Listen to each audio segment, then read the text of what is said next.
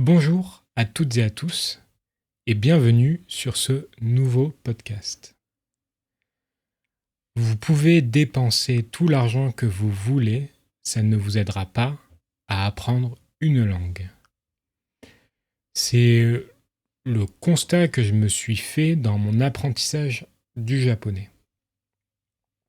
Ça fait maintenant 5 ans que j'apprends le japonais en autodidacte et c'est quelque chose dont je me suis rendu compte au cours de cet apprentissage. Au cours de ces 5 années, ça m'est arrivé plusieurs fois de me retrouver dans une librairie à acheter un livre pour l'apprentissage du japonais. Un livre de grammaire par exemple. Au moment d'acheter ce livre, je me suis rendu compte qu'en fait, je ressentais un pic de motivation, un pic d'enthousiasme.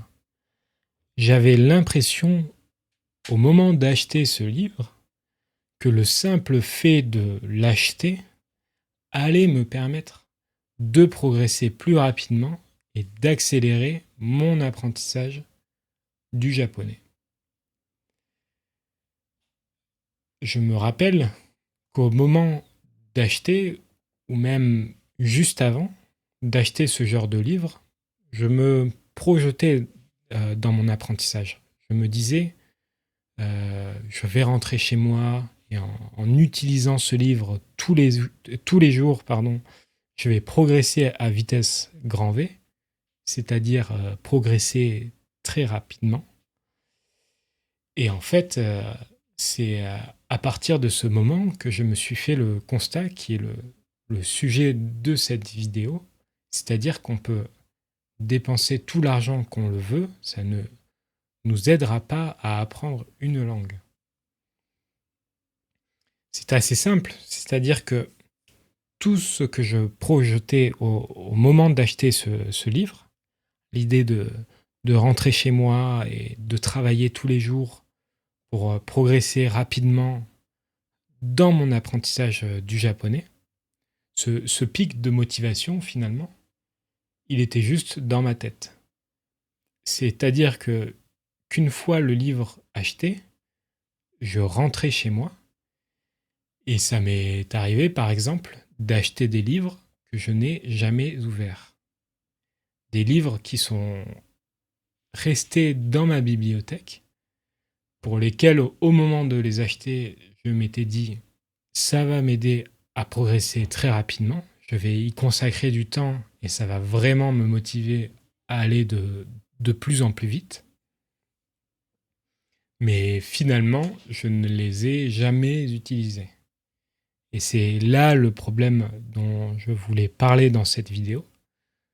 C'est que parfois, on a l'impression, on a ce sentiment que si on dépense de l'argent dans l'apprentissage d'une langue, ou même dans d'autres hobbies, eh bien, si on dépense de l'argent, ça va nous servir. Or, ce n'est pas du tout le cas. Et finalement, au bout de ces 5 ans d'apprentissage, je me rends compte que les outils qui m'ont été le plus utiles, ce ne sont pas forcément les outils qui m'ont coûté le plus cher. Ça peut paraître bête dit comme ça, mais en fait, je pense qu'on peut faire l'analogie, la comparaison avec, par exemple, les achats compulsifs qu'on peut faire pour des vêtements. C'est-à-dire que parfois on achète des choses de manière compulsive, sans réfléchir, et on se rend compte après qu'en fait, on n'accorde pas vraiment d'importance à ces choses-là. Et que finalement, l'importance qu'on accorde à ce qu'on achète, elle vient de l'usage qu'on en fait. C'est-à-dire que si vous achetez un vêtement et qu'ensuite vous le portez très régulièrement parce que vous l'appréciez, parce que vous l'aimez bien, c'est là où vous allez accorder plus d'importance à tel ou tel objet, à tel ou tel vêtement. Et c'est la même chose avec tout ce qui est livre ou outil pour apprendre une langue. C'est-à-dire que ce qui importe, ce n'est pas le prix que vous payez, mais plus l'usage que vous allez en faire par la suite. Et parfois, on achète des livres de grammaire, par exemple, à 30 € qu'on n'ouvre jamais. Et inversement, des fois, on télécharge une application sur notre téléphone qu'on paye 5 € et qu'on va utiliser tous les jours. Et il y a donc ce piège qui est qu'on a l'impression que quand on dépense plus d'argent, ça va nous être plus utile. C'est un peu comme quand vous achetez des vêtements chers et que indirectement vous vous dites c'est un vêtement de meilleure qualité ou qui est plus haut de gamme, par exemple. Eh bien, c'est pareil pour les outils ou pour les livres qu'on va utiliser dans l'apprentissage d'une langue. On va se dire que s'il est plus cher, ça va nous être plus utile. Mais ça n'a aucun rapport finalement. Et donc, si vous avez déjà des livres de grammaire ou de vocabulaire, essayez de les utiliser, de vous les approprier pour qu'ils soient vraiment efficaces. Acheter un nouveau livre, ce n'est pas ce qui va vous aider. Ce qui vous aide vraiment, c'est la manière dont vous allez l'utiliser.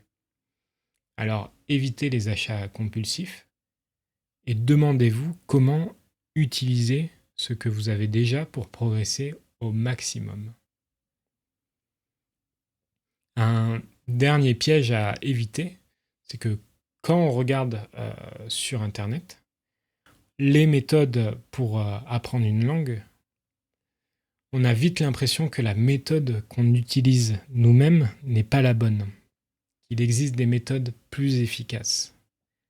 Ça donne tout de suite envie d'acheter un nouveau livre ou d'acheter l'accès à une nouvelle méthode, puisque ça nous donne l'impression qu'on va apprendre beaucoup plus vite.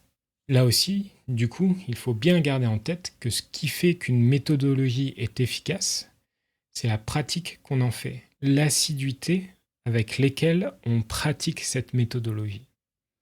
Il est donc important, avant de chercher des méthodologies miracles, de bien se concentrer sur ce qu'on fait déjà. J'espère que le format de ce podcast vous aura plu. Si c'est le cas, n'hésitez pas à laisser un commentaire et un like pour soutenir le développement de la chaîne.